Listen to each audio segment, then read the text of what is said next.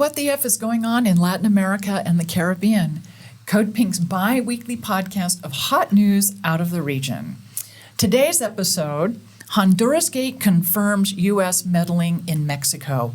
And I'm so happy to have back on our podcast friends, journalists, Kurt Hackbarth and Jose Luis Granados.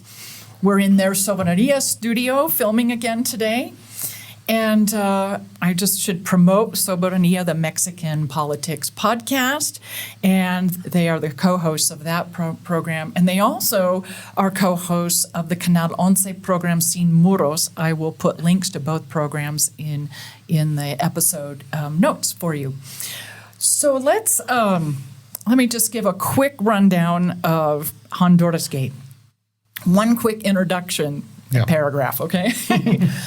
The Hondurasgate scandal stemmed from leaked audio recordings in May 2026, alleges a coordinated foreign-backed plot to destabilize the administration of Mexican President Claudia Sheinbaum, among others. Colombia and Brazil are on that list too. The scandal suggests that former Honduran President Juan Hernández, released from U.S. custody after a 2024 drug trafficking conviction, which we all covered and worked on for many years to see that happened. So anyway, he was released and he worked with allies Donald Trump and Israeli-linked figures, including Benjamin Netanyahu, among others, to launch smear campaigns against left-leaning governments in Latin America. And I wanted to have this conversation today with the two of you because the three of us and many more of us have been working on various stories and social media posting, traditional media posts and different things we've seen on the ground about this escalation of U.S. intervention here in Mexico, starting with, well, for me, it started with a Bloomberg article in November of 2021 that basically was chastising the privatization of lithium. That vote came in spring of 2022, I believe. And it's kind of accelerated from there. Social media, we've seen the change in ambassadors here in Mexico. The new U.S. ambassador, well, he's been here a year now, Ron Johnson, who has... Chastising the nationalization of lithium, not the privatization. Yeah, the right? nationalization. I'm sorry. Yeah. Thank you. They'd be cheering that on. Yeah. Yeah, no, they would be for sure. Sorry about that. Thanks for the catch. We have a relatively new U.S. ambassador here in Mexico City, Ronald Johnson, who has a history of, well, a pretty impressive resume if you're in the military, of Green Beret, foreign intervention coordination in El Salvador. So now we have these Hondurasgate tapes that pretty much confirm what we've all been talking about for several years now. So let's talk about, where should we start with this? The overt acknowledgement in these tapes as to who's involved and why. And I think, the other day you asked me, Jose Luis, why Honduras? And I say, well, the U.S. has used Honduras as a military launch pad for about 100 years now because it has an Atlantic coast and a Pacific coast, small Pacific coast. And we saw, I guess in the 1980s, probably the largest intervention into Nicaragua from Honduras. But it's been used as a platform for military intervention for about 100 years. So probably not unusual that these tapes are called Hondurasgate and Juan Orlando Hernández is involved. So how does this unfold for Claudia Sheinbaum? I think probably a good place to start is kind of thinking about it as a regional story. Yes, it's about Juan Orlando Hernández. It's about a lot of key political actors in Honduras. The members of the electoral authority are mentioned. The sitting president, Nasri Asfura, is mentioned. There are audios of him as well. And so, yes, it's very much centered, but it's a regional story. It's a story about the U.S. approach to Latin America, which is, I think the correct term is hybrid warfare. And what we're seeing is, in the case of Venezuela, kidnapping. In the case of Cuba, a blockade. In the case of Mexico, it's CIA infiltration without authorization. And it's also about trying to engage in a campaign of manipulating the hearts and minds of the population in this region itself to try to undercut the support of the remaining progressive leaders that are in the region. In this case, specifically, Claudia Sheinbaum here in Mexico, but also Gustavo Petro and most likely Ivan Cepeda after him in Colombia. Yeah. So this is a story about trying to employ all of the resources and strategies available to U.S. imperialism to try to once again be able to secure its dominance over the region. You know, what kind of one of the remaining progressive governments in what could be characterized as kind of a rightward swing in the region are precisely countries like Colombia and Mexico, and that is a challenge. It represents a threat to U.S. hegemony in the region. That's why I think we're seeing special attention to them and all of these different kinds of tactics and strategies being utilized against these governments. And so I think that's the part that really needs the emphasizing in terms of that this is a continental strategy. And I think some governments may be trying to play the waiting game to say, we're just going to wait out Trump, right? We're going to go back to a more flexible form of imperialism, one that we can manage, one that we can address kind of the usual diplomatic channels. Obviously, I think Trump is a bit of an exception in some ways, a vulgar form of imperialism. A complete mask off imperialism, right? Yeah. Which makes it much, much harder. But I think that the lesson for me is that, even left of center governments, we're not talking about it's not the Communist Party in power in either of these countries, right? It's a social democratic, socialist, organization that has won elections in these countries, and even then, these represent a threat because that's the strategy of the United States today. It is total dominance, total control, reestablish hegemony over the region. Why? Well, I think we can get into it, but a very short answer would be because there are resources and there's labor in this region that they need to have control over in order to be able to kind of position themselves as the superpower that they want to remain to be. So this leads to a couple questions I have. One, it pretty much confirms this, which Hegseth defined as Gran America Norte a month ago, which is defining the United States, America, from the Arctic Circle to the equator and perhaps beyond with the Shield of the Americas program. Mm-hmm. So pole to pole, basically. They're building a block. An economic bloc, a military bloc, a political bloc. And anybody that doesn't fall in line gets pushed out. It's also perhaps those countries that are not necessarily anti-Israel but are overtly pro-Palestine that are being targeted as well, specifically Colombia. Mexico too, but Colombia, Gustavo Petro has been the most overt international figure in support of Palestine for quite some time now. Most of his life, actually, I would argue, but during his presidency. One of the things with Juan Orlando Hernández, and I think the three of us were talking about this the other day, was how many Honduras diplomats have been sent to, there's a leadership school in Tel Aviv, and I think it's called Mashav. It's a Mashav leadership training. Juan Orlando Hernández was the first Honduran sent there. And what they do, they train, it's economic policy, which is neoliberal policy, reinforcing the U.S. model, and diplomacy, military strategy. And so I don't think it's no coincidence that he was the first sent to that school. Many others within the pre-Xiomara Castro years, many others diplomats were sent to that school as well. So there's been an Israeli relationship for a long time, not just now, not just this Hondurasgate. With this change, or this project, I shouldn't say change, to me it's not a change. To me it's the same foreign policy the U.S. has had towards Latin America since at least World War II, and you could argue well before that, and before that Britain, and before that Spain. So it's the same model. Is it just a overt case now, and it's overt with the personality of the current U.S. president? For me, it's not a new project. It's something that's been, part of the psychology of the creation of the United States since at least the Monroe Doctrine in 1823, and well before that. but it's so overt now. It's so aggressive. It's verbally aggressive. It's media aggressive, and it's gotten increasingly military aggressive, and they continue to be blowing up boats in the Caribbean and Eastern Pacific. So where does this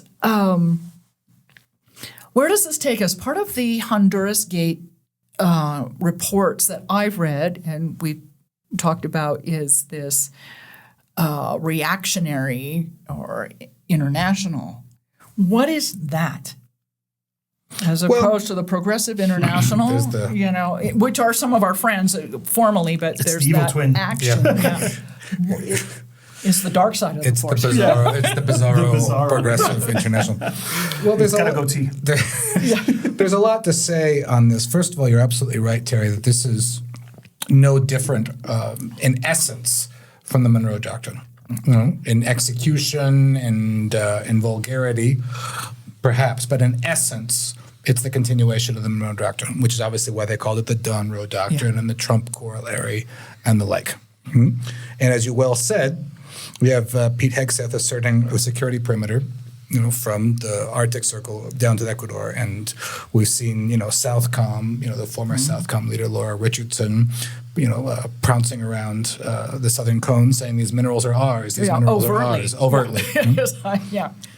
And But part it's of a that national security issue. Yeah, and part of that is part of a Magna project to in-source energy, and mineral procurement here in the hemisphere. As Jose Luis mentioned, with regards to rare earths, with regards to strategic minerals, but not only that, right?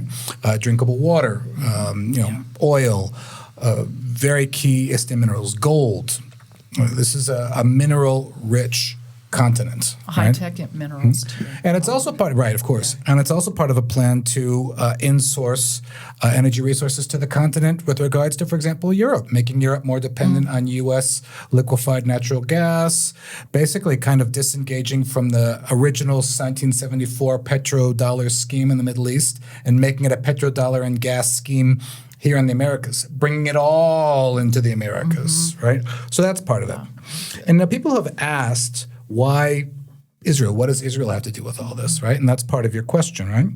What's important to point out is that Israel, for decades, has been a proxy for U.S. interest in the region and a convenient buoy around which, the U.S. has been able to funnel arms, right, and the like, right? In post-Chile Pinochet, Israel was very active in Videla's Argentina, right? Despite the large Jewish population in Argentina, right? They had their hands all over the Maya genocide in Guatemala, and you can go almost country by country. Right?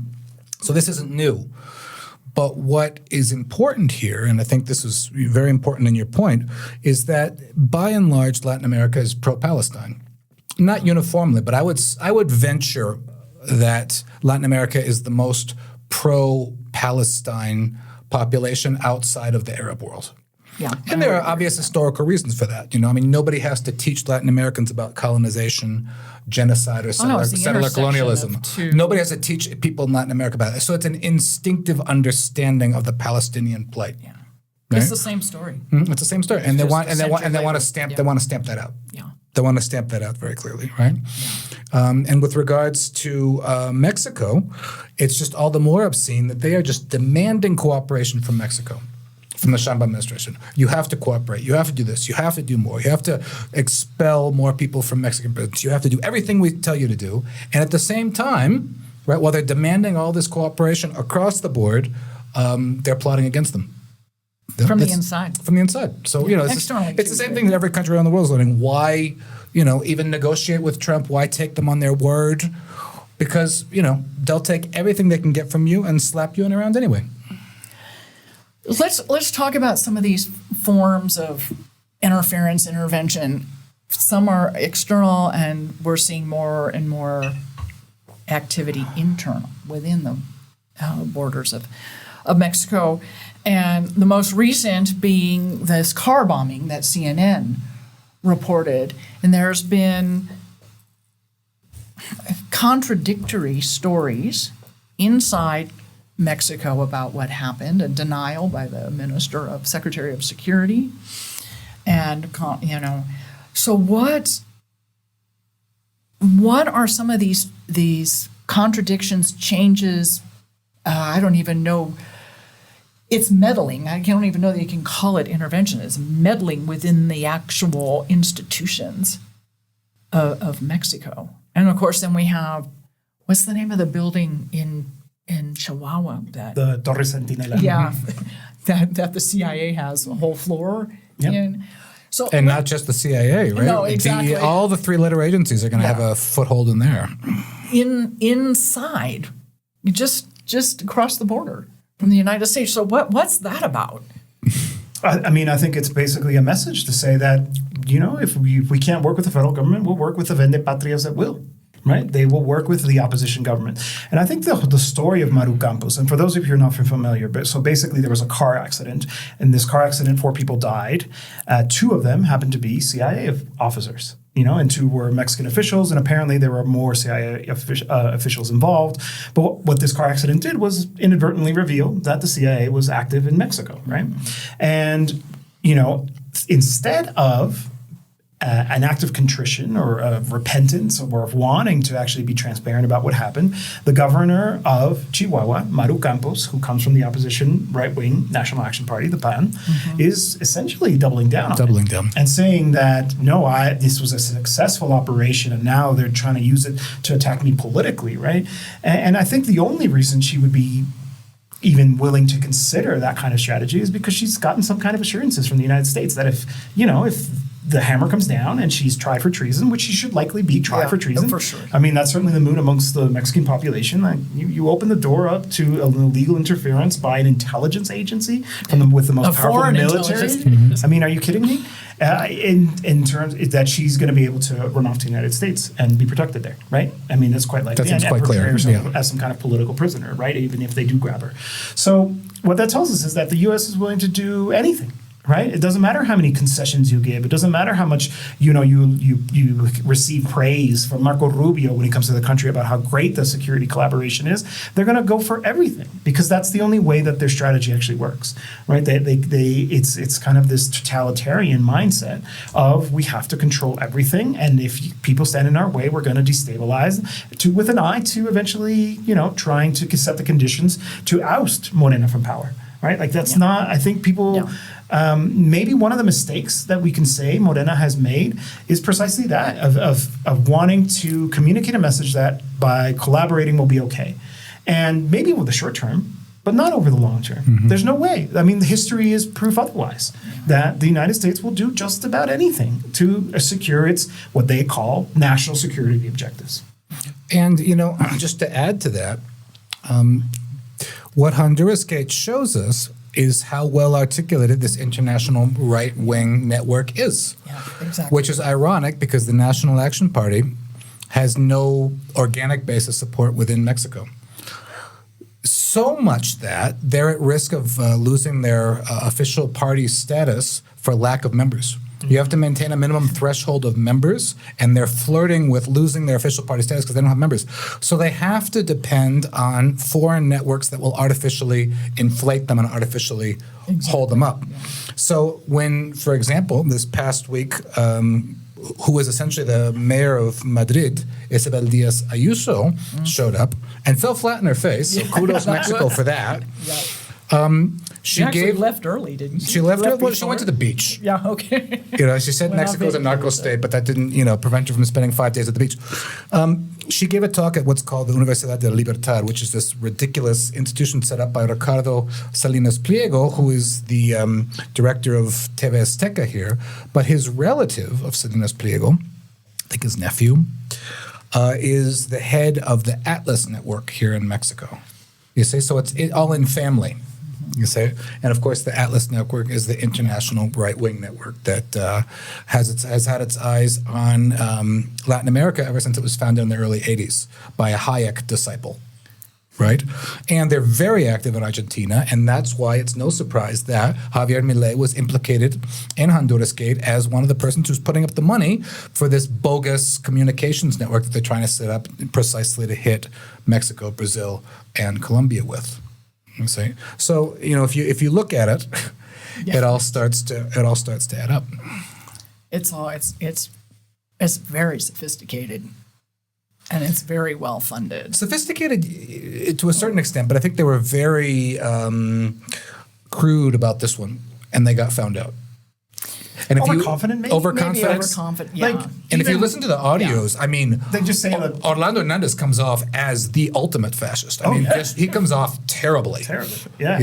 Yeah. And I think he felt safe in being able to express that way, not thinking anything like this would happen. Yeah. You know, and he's denying it's him but you know, there is ample evidence to suggest that That it is is. actually him, and it is actually the sitting president. I mean, it makes the Watergate tapes look tame with regards to the kind of language he uses, you know, like kiddie stuff. Yeah. Totally. And in fact, Brutal. arguably, that's part of why I think we've seen some kind of reluctance to embrace this story. Just it's just so brazen. It's It's so cynical. brazen, It's so almost hard to cynical. believe. It's almost hard to believe. Like you know that evil plot we have because we're a bunch of evil madmen. Well, it's going well. Smart. Yeah, it's like, you know, like, and English language media is largely ignoring it, which is also an interesting, Yeah, well, you know, that's right. That's if we just situation ignore it here. and go Yeah. away, we're not going to make it a story. Yeah. That's it's huge, and it's so.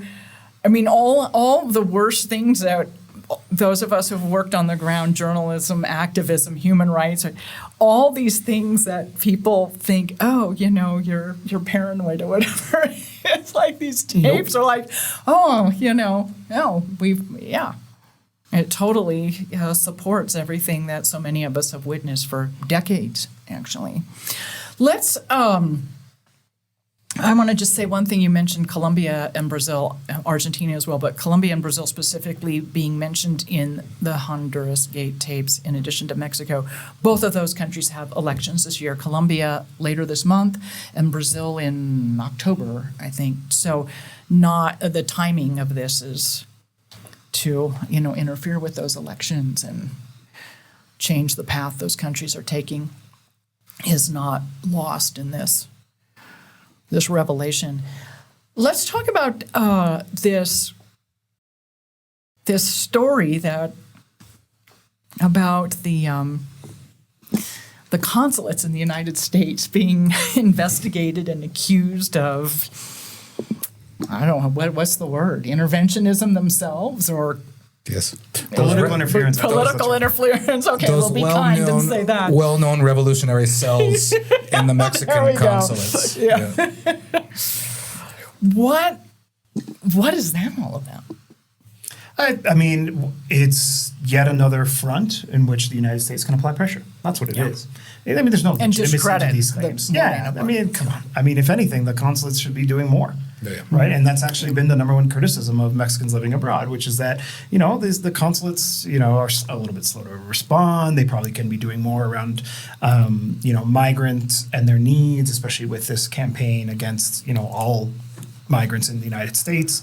And that's also a case-by-case basis, right? Like there are some that are very attentive. There are others that are a little bit slower, right? It all depends on the personnel that's in there, right? Exactly. But there's no real validity to these accusations. And I can say that with confidence because where do they come from? They came from the Breitbart-backed Peter Schweitzer. Yeah. Right? Who's not a credible person whatsoever.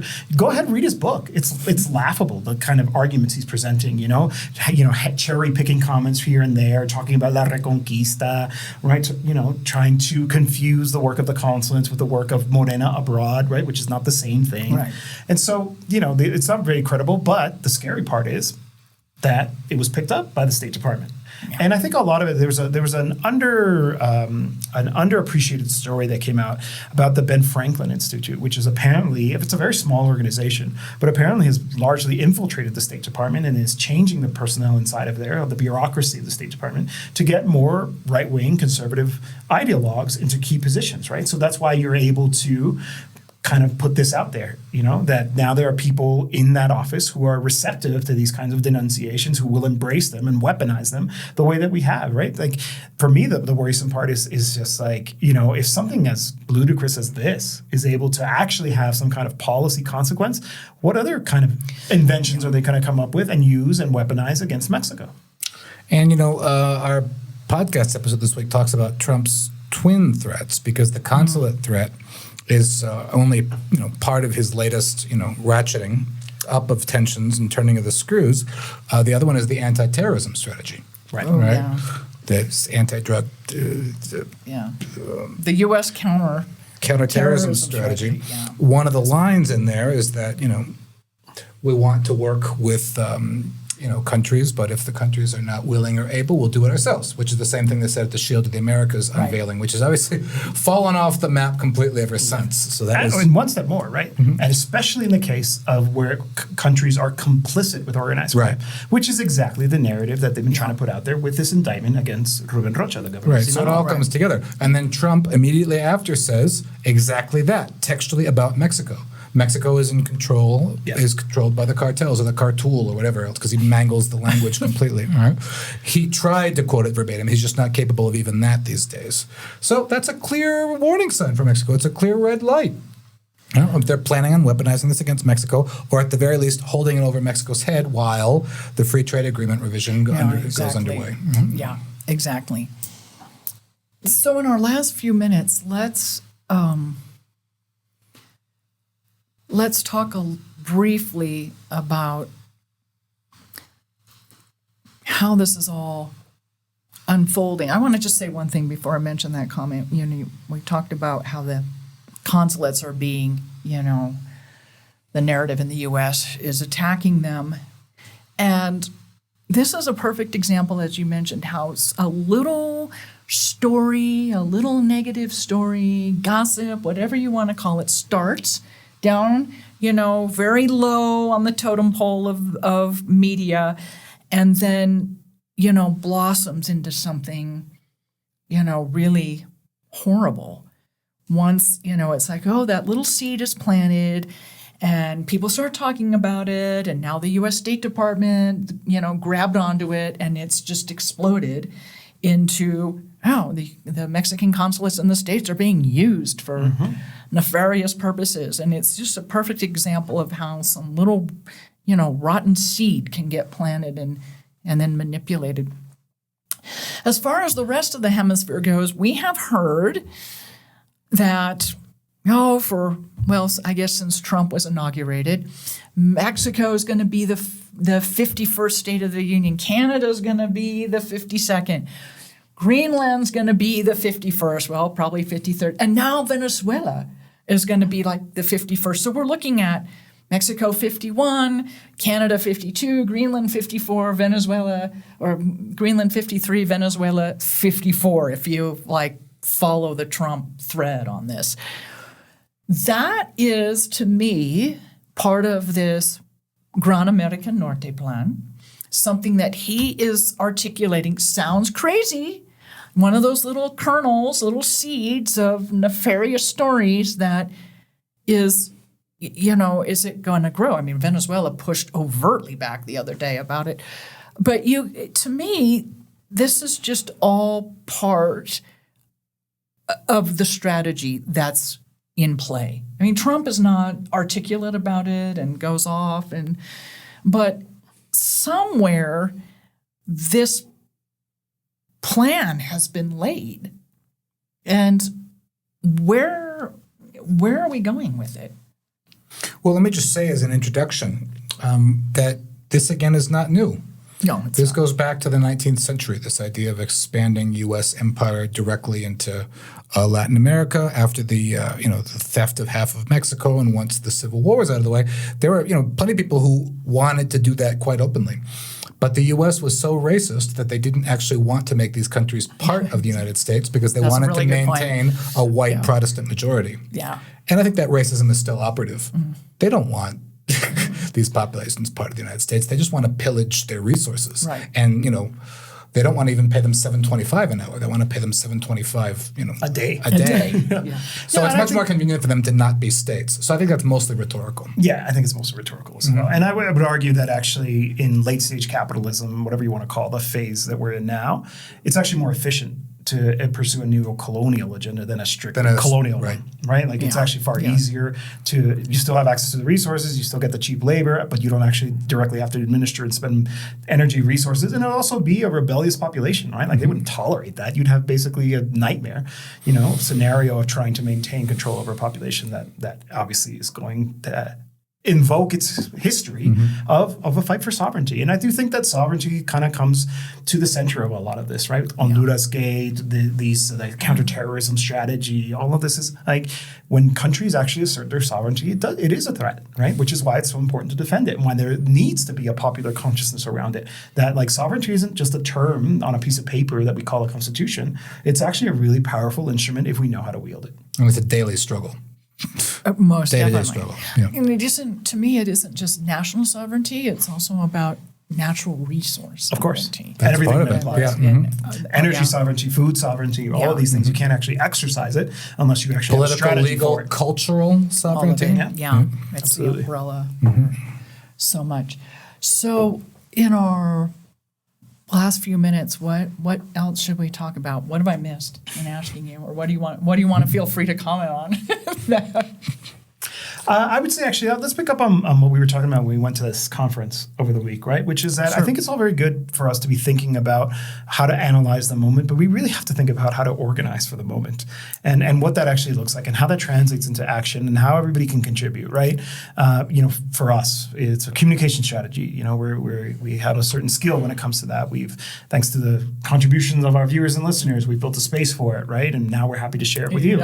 In your studio. Right. Thanks to your donations. But it's effort. And it needs to be understood as political work, right? Yeah. None of this is about Kurt Hackbarth and Jose Luis Granados getting famous, right? That's not our intention. That's not our goal. But it is a way of us kind of communicating ideas that have to be communicated. And hopefully people will pick them up and then turn them into action, right? Like just the other day, I was invited to speak at the first official Mexico Solidarity Project chapter in Los Angeles, right? Like that's work on the ground. And that's really what we need to be thinking about. Otherwise, we're going to get out organized. Right? We're running out of time. Yeah. Yeah, I think that's very much the case. And we talked about, CPAC, Atlas Network, right? I mean, they've got a lot of money behind them. And they're organized. However crude they may be, money paves a lot of ways. They always say that the left has to be that much more flawless and impeccable because we don't have that much margin for error, right? The right wing can, throw money at things, right? And I think that's absolutely right. We just interviewed Ajamo Baraka before, and we were talking about how, right when there's a real danger of Cuba being invaded quite soon, Venezuela, who we talked about, the constant threats against Mexico. In the United States, post-Minneapolis, there appears to be kind of a vacuum of activism right when it's most needed. Yeah. Right when it's most needed with regards to Latin America. I don't know if people just feel overwhelmed with what's going on domestically, and there's Iran in the mix as well.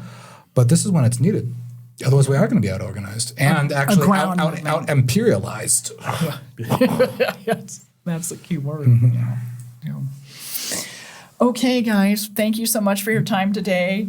And thank you to our audience. And I just want to remind you, we've been talking today with Jose Luis Granados and Kurt Hackbarth from the Soberania Mexico Politics podcast. We're using their studio today. And also they are co-hosts of the Canal 11 program Sin Muros, which I highly encourage you to watch both. And so with that, anti-imperialist television, anti-imperialist on public TV. I love that. Yeah, How about that? Fine. Yes, that's. So thank you again, and I hope we can do it. Kind of keep following up on this interventionism theme, especially here in Mexico. And for our audience, we'll see you again in 2 weeks. Thanks for joining us.